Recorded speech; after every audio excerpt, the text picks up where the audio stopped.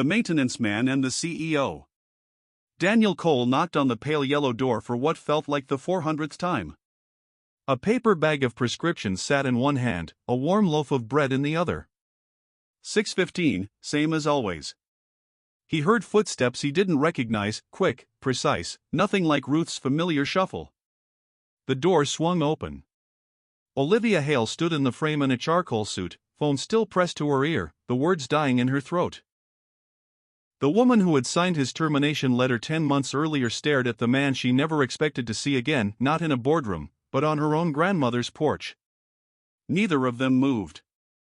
Before we get to that moment, it's worth going back 6 weeks, to when none of this had happened yet. 6 weeks earlier. Millbrook, Ohio still smelled like late summer. Daniel Cole managed the maintenance office at Cedarview Apartments, a squat brick building 3 streets over from Larkspur. He fixed leaking faucets, patched drywall, and replaced the flickering bulb in stairwell C twice a month because the wiring was older than he was. It wasn't the life anyone would have guessed for him, not from the way he carried himself, not from the careful, precise way he spoke, like a man who was used to being listened to. Nobody at Cedarview asked. He never offered. His daughter, Lily, was 9, missing the replacements for her 2 front teeth, always sketching something in the margins of her homework. Every morning he walked her the 6 blocks to Millbrook Elementary, and every morning on the way back, he stopped at the house with the pale yellow door. It had started with a soccer ball. Lily had kicked it too hard in the side yard and it rolled straight into Ruth Hale's rose bed, flattening 3 stems.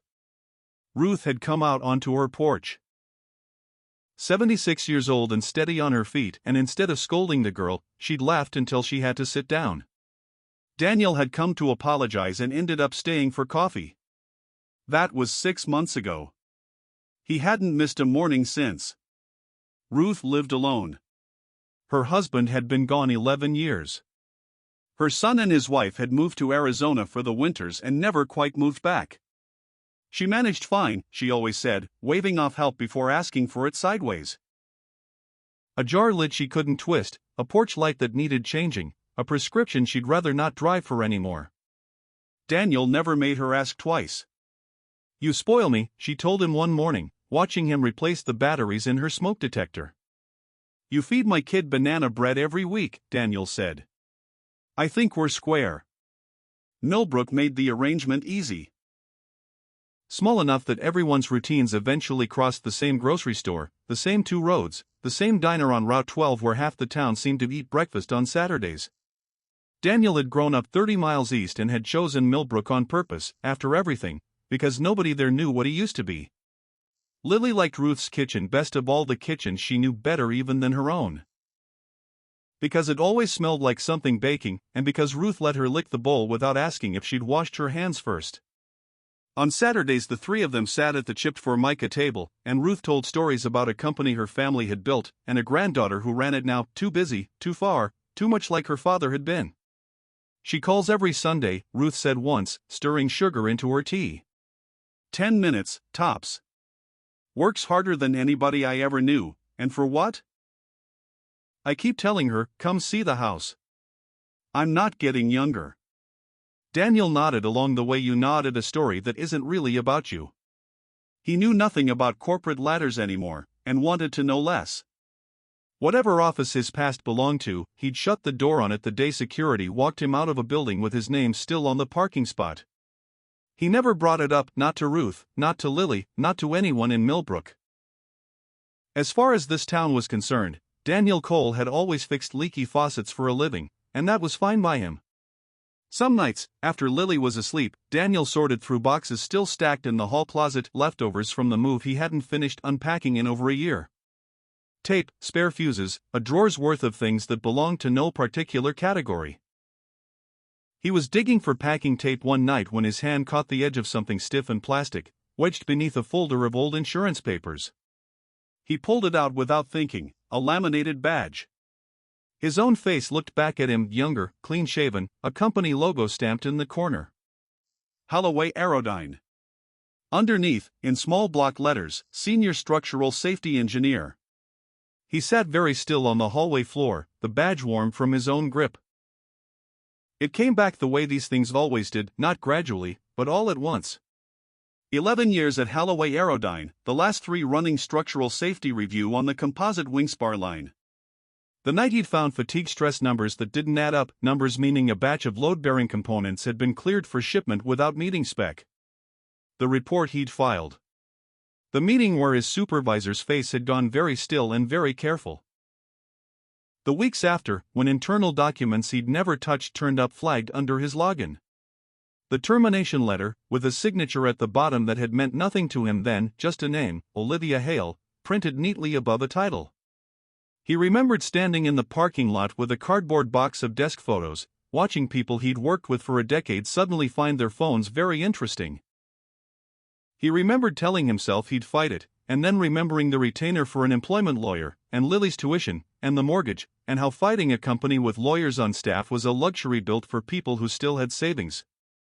He remembered the particular silence of that last week, the way conversations stopped when he walked into a break room, the way a woman he'd mentored for 2 years suddenly couldn't meet his eyes in the hallway. Nobody had asked for his side of it. Nobody, apparently, had needed to. A signature on a termination letter had done all the talking required, and everyone downstream of that signature had simply believed what they were told to believe.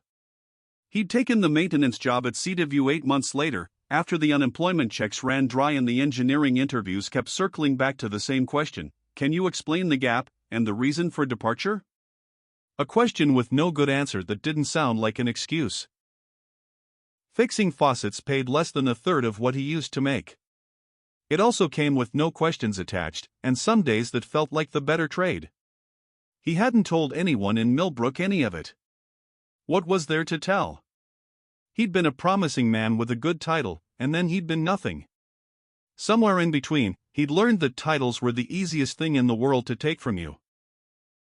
Daniel turned the badge over once, feeling the sharp corners bite into his palm, then dropped it into the kitchen trash under the coffee grounds, where it wouldn't catch Lily's eye if she went looking for anything in the morning.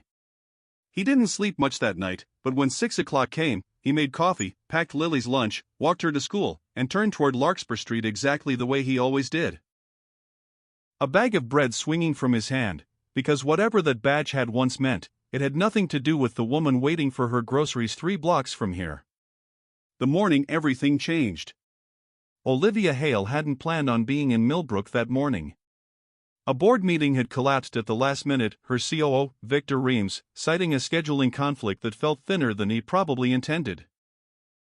And rather than sit in her office rereading the same quarterly deck, she'd gotten in the car and driven the 40 minutes to her grandmother's house, the way she kept promising herself she'd do more often and never quite managed. She hadn't called ahead. Ruth never minded surprises. Olivia let herself in with her spare key, calling out as she crossed the hall, and was halfway to the kitchen when the knock came at the front door. Soft, familiar, timed to the second, though Olivia had no way of knowing that. She turned back and opened it without thinking, phone still pressed to her ear, mid-sentence to her assistant about a contract clause that suddenly stopped mattering. The man on the porch went rigid. She went rigid half a second after him. Daniel Cole. Bread in one hand, a small paper bag of medication in the other, standing on her grandmother's welcome mat like he belonged there. Because, as it turned out, he did. Olivia? Ruth's voice came from the kitchen, delighted. Is that Daniel? Oh, you two are finally meeting properly. Neither of them answered right away. Daniel's eyes found Olivia's and held them, a silent question passing between them faster than either could have explained it. How much does she know? How much do I say? Not here. Not like this. Ruth appeared in the hallway, wiping flour from her hands onto her apron, beaming at both of them like she'd engineered the moment herself. Daniel, this is my granddaughter, Olivia, the one I'm always talking your ear off about. Olivia, this is the young man who's been keeping me company every morning for months. I don't know what I'd do without him. Olivia started and stopped. We've run into each other, Daniel said, even in unhurried. The same voice he used to talk Lily down from a tantrum. Small town. Paths cross. Olivia's eyes flicked to him again, something unreadable moving behind them, and then she found her footing. Right. A few times, actually. The lie came out smoother than she expected, though her pulse hadn't slowed at all. Ruth looked between them, satisfied, entirely unaware she was standing at the center of something neither of them had words for yet. Well, good. I've been wanting you two to meet properly for ages. She turned back toward the kitchen. Daniel, you're staying for dinner. Both of you. I made too much chicken and I refuse to eat it alone for the third night this week. It wasn't a question. It never was with Ruth. Olivia opened her mouth to decline 4 hours of work waiting back at the office, a call with the safety compliance team, a dozen good reasons to leave, and found none of them came out. Sure, she said instead, watching Daniel set the bread down on the counter like he'd done it 100 times, because he had. I'd like that. Dinner ran 2 hours longer than either of them expected, carried by a fragile, careful politeness neither was sure would hold. Ruth did most of the talking, the way she always did. Stories about Daniel fixing the porch step, about Lily's drawings on the fridge, about a church bake sale where Daniel's banana bread had outsold 3 other tables combined. Olivia laughed in the right places and asked the right questions, feeling the whole time like she was performing a version of herself built specifically for this kitchen. So what is it you do, exactly? Lily asked at one point, legs swinging under her chair, entirely without malice. Grandma Ruth says you work at an office. I do, Olivia said, feeling Daniel's eyes on her without looking up. Boring stuff. Paperwork, mostly. It wasn't a lie so much as it was everything true left unsaid. Daniel steered the conversation elsewhere with the practiced ease of a man raising a 9-year-old alone, a joke about Lily's homework, a question for Ruth about her garden, and Olivia found herself grateful for it in a way she didn't examine too closely. She drove home that night with both hands tight on the wheel, replaying every second of it. By the time she reached her apartment, she'd already pulled up the employee archive on her laptop. Her fingers hovered over the search bar a long moment before she typed the name, Cole, Daniel. Terminated, September. The file was thinner than she remembered signing off on. She read it twice. Data mishandling. Unauthorized access to restricted files. Termination for cause. Her own signature sat at the bottom of the recommendation, dated 10 months back, a decision she'd made in an 11-minute meeting with Victor Reams standing at her shoulder, certain and urgent, the kind of certain that hadn't left room for questions. She closed the laptop without reading further. It wasn't enough to build a conclusion on, not yet, and she told herself that was the only reason her stomach felt the way it did. She didn't mention any of it to Victor. Something about the thinness of the file made her want to look a while longer before she let anyone else see her looking. Small towns notice things. 3 streets from Ruth's house, Daniel was fielding a different kind of pressure. Walt Preston, who owned the Cedarview building, had heard from someone at the diner that Daniel Cole had been seen having dinner with the Hale family, as in Holloway Aerodyne, as in the company whose name was on half the buildings downtown. Anything I should know about?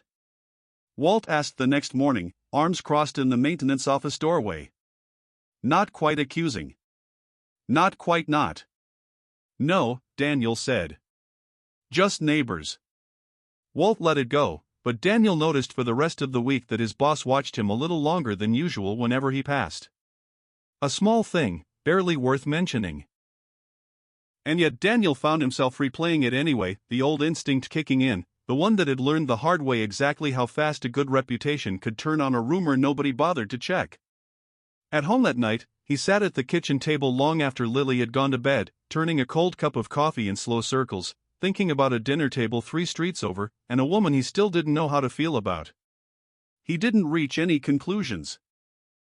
He rarely did these days when it came to anything connected to that name.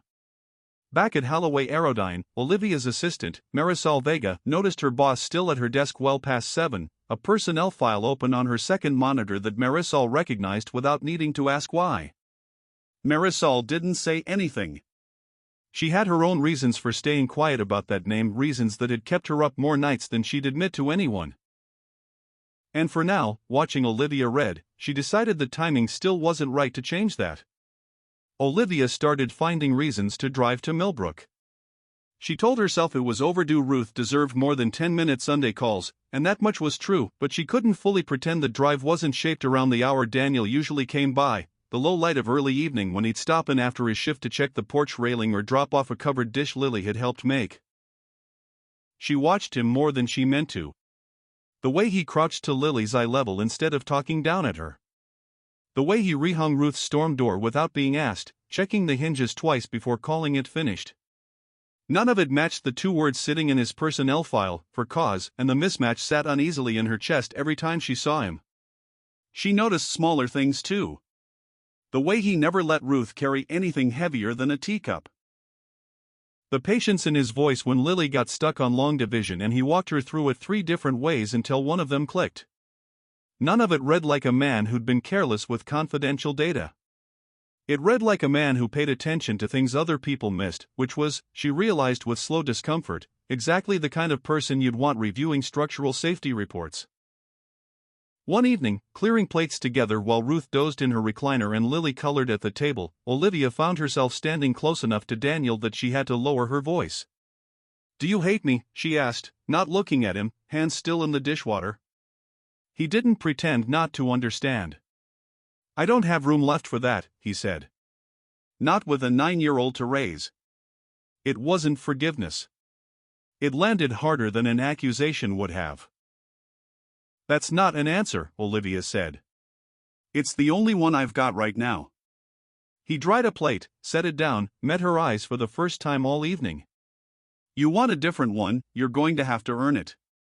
She thought about that sentence the whole drive home, turning it over the way she turned over structural reports, looking for the load-bearing piece. The one line that would tell her whether the whole thing could still hold weight, or whether it had already failed somewhere she couldn't see yet. What the folder held. By the time she reached the office parking lot, she had made a decision. She found Marisol at her desk the next morning before either of them had taken their coats off. "I need everything on the coal termination," Olivia said. "Every email, every draft of that report, anything that touched Victor's inbox in the 2 weeks before it happened. Don't route it through legal. Just bring it to me." Marisol's hand went still on her keyboard for half a second too long. "Everything," Olivia repeated, and something in her voice made clear this wasn't a request she intended to have questioned. "Understood," Marisol said, and turned back to her screen, though it took her a long moment before she could make herself start typing. Marisol Vega had told herself for 10 months that silence was the responsible choice. She had 2 kids at home and a mortgage that didn't care about her conscience, and Victor Reams had made it very clear, in the careful, deniable way powerful men make things clear, that certain emails were better left unmentioned. She'd kept a copy anyway, telling herself it was for her own protection in case anyone ever asked the right questions. Nobody ever had, until now. She found Olivia in her office after 6, the building mostly emptied out, and set a folder on the desk without a word. "What is this?" "Everything you asked for," Marisol said, "and one thing you didn't." Olivia opened the folder. On top sat a printed email chain dated 14 months back, 4 months before Daniel's termination. "Victor Reams to 2 junior engineers." Subject line stripped of anything incriminating. Body text anything but. Instructions to trim material tolerance margins on the Wingspar composite batch by 11% to hit quarterly cost targets, and a note near the bottom flagging that the safety review office, Daniel's office, would need to be, in Victor's words, managed.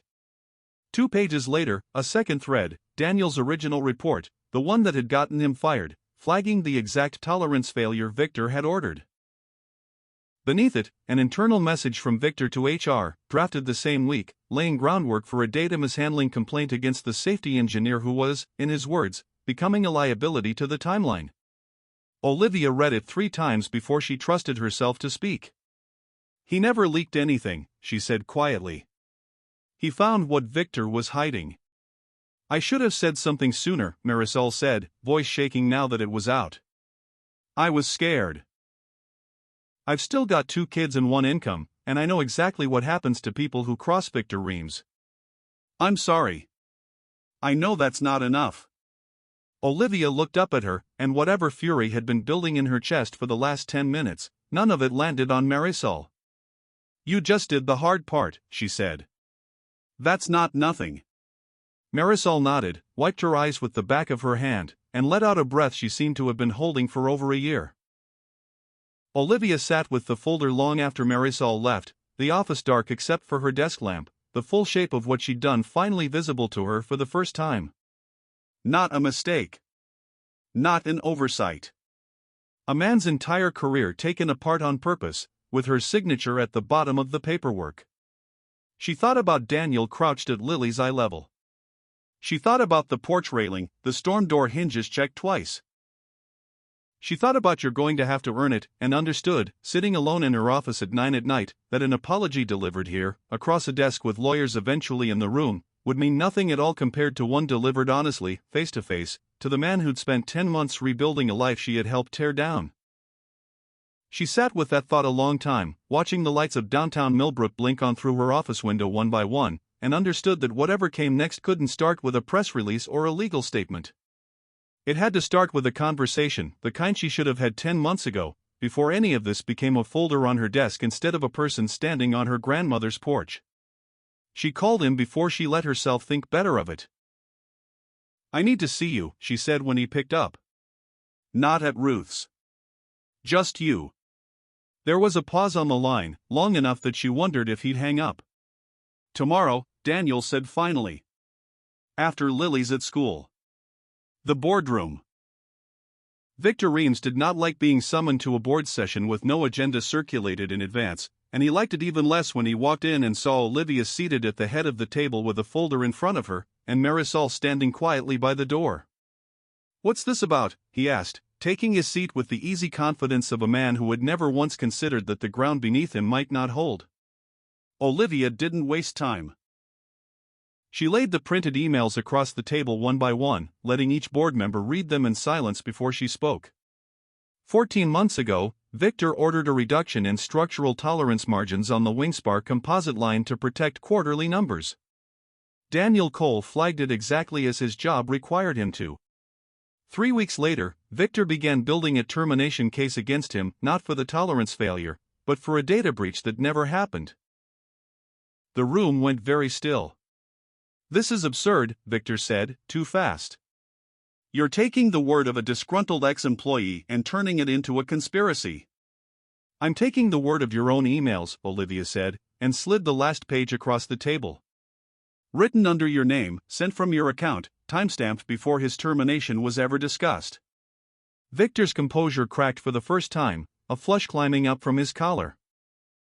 He looked at Marisol, and something in his expression made her flinch, though she held her ground. "You want to talk about disgruntled?" Victor said, low now, aimed at Olivia alone. "How disgruntled is the board going to be when they hear their CEO has been having dinner with the man she fired, at her own grandmother's house, every week for a month? How's that going to read in the press, Olivia? Careful who you're trying to expose." The threat landed, and for a moment nobody in the room moved. Then the conference room door opened. Daniel stepped in, still in his work jacket, a manila folder of his own tucked under one arm. He hadn't been invited, but Olivia had told him where and when, and he'd made his own decision about whether to come. "I have the original structural report," Daniel said, setting it down beside Victor's emails without raising his voice. "Filed the same week as the tolerance change. Every data point in it matches what your own engineers reported before someone told them to stop asking questions."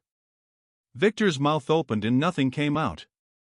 "You built a case against the one man who did his job," Olivia said, standing now, addressing the room rather than Victor alone. "I signed off on it without asking enough questions, and I own that. But the record is in front of you. I'd like the board to vote on Victor Reams's immediate suspension, pending a full internal and external safety review." The vote, when it came, was not close. Victor was escorted from the building within the hour, his access revoked before he reached the parking lot, his protests trailing behind him down a hallway nobody stopped to watch.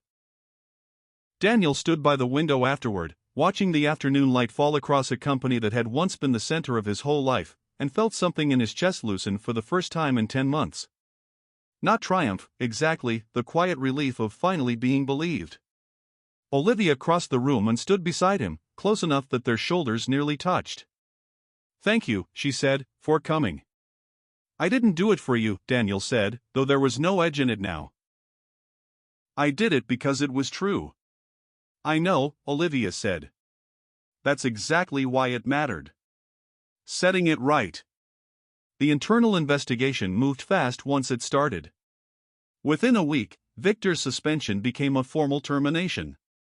The Safety Review Board opened a full audit of every Wingspar batch shipped in the last 18 months, and 2 separate outside engineering firms were brought in to verify Daniel's original findings, both confirming what he'd flagged over a year earlier, down to the decimal. Olivia called a full staff meeting on a Thursday morning. The auditorium at Holloway Aerodyne filled past capacity for the first time anyone could remember. She didn't read from notes. 10 months ago, this company fired a man for telling the truth, she said, her voice steady though her hands weren't. Daniel Cole found a safety failure that could have put lives at risk, reported it exactly as he was trained to, and was punished for it by someone protecting his own numbers instead of our people. I signed that termination. I own that mistake, publicly, in front of all of you. She looked out at the room, then found Daniel standing near the back, arms crossed. Lily's drawing, the one of their kitchen table, the one he still didn't know Olivia had seen taped to Ruth's fridge, was folded in his jacket pocket, though nobody in the room knew that detail but him. I'm offering Mr. Cole his position back, at a senior level reflecting the 10 months this company owes him, along with full back pay and a formal correction to his record. But more than that, I'm asking the board to make what he did policy. Every safety flag gets independent review before termination is even considered. We don't bury the people who tell us the truth. Not again. The applause that followed was not performative. It came from people who had worked alongside Daniel for a decade and never understood why he disappeared, from engineers who'd quietly wondered if raising a safety flag of their own would cost them the same way it had cost him. For the first time in 10 months, the answer to that question had changed in front of all of them.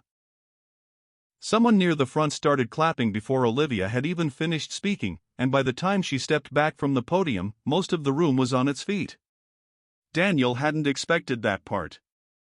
He stood very still through it, jaw tight, and didn't trust himself to say anything until the sound had died down. Afterward, in the quiet of the emptying hallway, Daniel found Olivia near the elevators. I'm not saying yes today, he said. I need time. 10 months doesn't undo itself because of one good meeting. I know, Olivia said. Take whatever time you need. He nodded. For a moment, neither of them moved toward the door. Somewhere behind them, the parking lot lights were flickering on one by one as the afternoon slid toward evening, and neither of them seemed in any hurry to be the first to walk to their car. The pale yellow door. That evening, they drove to Larkspur Street separately and arrived within minutes of each other. Standing on the porch under the same light where all of this had started, neither one performing anything anymore. I think it's time we told her the truth, Olivia said quietly, hand resting on the doorframe. All of it. Daniel looked at the pale yellow door, then at her. Yeah, he said. I think you're right. He knocked once out of habit, though the door was already open. Ruth listened to the whole story without interrupting, which for Ruth was its own kind of miracle. She heard about the report, the termination, the 10 months of silence, the dinner that had started as an accident and turned into a performance neither of them had planned on giving. She heard about the folder Marisol had brought, the board meeting, the vote. When they finished, she sat back in her recliner and was quiet long enough that Olivia started to worry. Then Ruth laughed. A real laugh, surprised out of her, one hand pressed to her chest. So this whole time, she said, you two have been sitting at my table lying to an old woman's face about how you met? Not lying exactly, Olivia started. Lying, Ruth said, delighted rather than offended. Bless you both. I've been telling everyone at church what a lovely coincidence it was, my granddaughter and the nice young man from down the street. She shook her head, still smiling. Well, I suppose it still is a lovely coincidence. Just a different kind than I thought. In the weeks that followed, the evenings at Ruth's house stopped needing a script. Olivia showed up without warning texts, without excuses, simply because she wanted to. Daniel stopped watching his words so carefully around her. What was left, once the pretending fell away, was something neither of them had expected to find on a stranger's porch in Millbrook, Ohio. Two people who'd both been knocked down by the same mistake, slowly learning to trust the ground again. Some evenings they didn't talk about the company at all. Olivia helped Lily with a science project on bridge trusses, laughing when she realized halfway through that she was explaining load distribution to a 9-year-old the same way she used to explain it to junior engineers. Daniel taught Ruth how to video call her son in Arizona without hanging up on him by accident. A small triumph, Ruth announced to the whole table like she'd cracked a code. Nobody was performing anything for anybody. It was, Olivia thought more than once, the most ordinary kind of happiness she'd had in years, and she hadn't realized how much she'd been missing it until it was sitting across the table from her. Lily, who had never needed the whole story to know a good thing when she saw one, drew a new picture one evening at the kitchen table and taped it to Ruth's refrigerator without asking anyone's permission. 4 figures around a table: Daniel, Lily, Ruth, and, new to the drawing, Olivia. Her stick figure hand linked with Daniel's. Ruth noticed it first and said nothing, just smiled into her tea. Olivia noticed it second, and her throat went tight in a way she hadn't expected over a crayon drawing. Daniel noticed it last, drying his hands on a dish towel, and when he saw it, he didn't say anything either.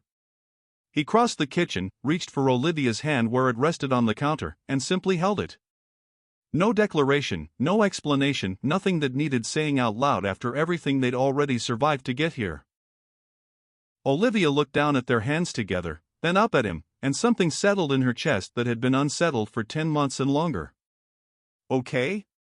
Daniel asked quietly. "Okay," Olivia said.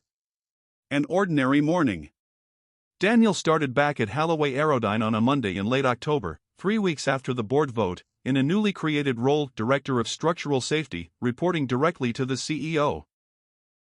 He negotiated one condition into the offer that Olivia hadn't expected and immediately agreed to: every safety concern flagged by any engineer at any level would be reviewed by an independent panel before it ever reached a termination discussion. Victor Reams's name became a case study in the new employee handbook, an example of exactly what the company would no longer tolerate. On his first morning, Daniel still stopped at the pale yellow door on Larkspur Street, the way he had every morning for months, bread in one hand, a small bag from the pharmacy in the other. This time, when he knocked, Olivia opened the door. She was already dressed for the office, hair pulled back, a second travel mug of coffee waiting on the counter behind her, made exactly the way she'd learned he took it. "Morning," she said, stepping aside to let him in. "Morning," he said, and neither of them needed to perform anything for the woman waiting at the kitchen table anymore. They ate breakfast together that day the way they had a dozen times before, Ruth presiding over the table with her usual commentary, Lily narrating a dream she'd had about a talking dog, sunlight coming in slow and gold through the kitchen window. But something had shifted, quiet and permanent, in the space between Daniel's chair and Olivia's. Nobody announced it. Nobody needed to. Ruth caught Olivia's eye across the table at one point and said nothing, just smiled into her coffee, the particular smile of a woman who suspected she'd had a hand in something good and didn't need credit for it. Lily's drawing was still taped to the refrigerator behind her, a little curled at one corner now. 4 stick figures around a table that had somehow, without anyone deciding it on purpose, become true. Later, walking Lily to school, Daniel felt his phone buzz, a text from Olivia. 3 words, nothing more: "See you tonight." He smiled at his phone the way a man does when he isn't trying to hide it anymore, and Lily, walking beside him with her backpack bouncing, glanced up and grinned like she already understood something he was only just letting himself believe. "You're doing the smile again," she said. "What smile?" "The one you didn't used to do." She said it simply, the way kids say the truest things without any weight attached to them at all, and kept walking like she hadn't just seen straight through him. Daniel didn't answer. He didn't need to. He put the phone back in his pocket and matched his stride to hers, and for the first time in almost a year, the walk to school felt like exactly what it was: an ordinary morning in an ordinary town, with nothing left to hide from anyone. They had not gone looking for any of this. Not the Wingspar reports, not the board vote, not the quiet mornings that turned into something neither of them had a name for yet. They had only ever been looking out for a lonely old woman on Larkspur Street, showing up for her one ordinary morning at a time. Neither of them had been looking for this. They had only been looking out for someone else.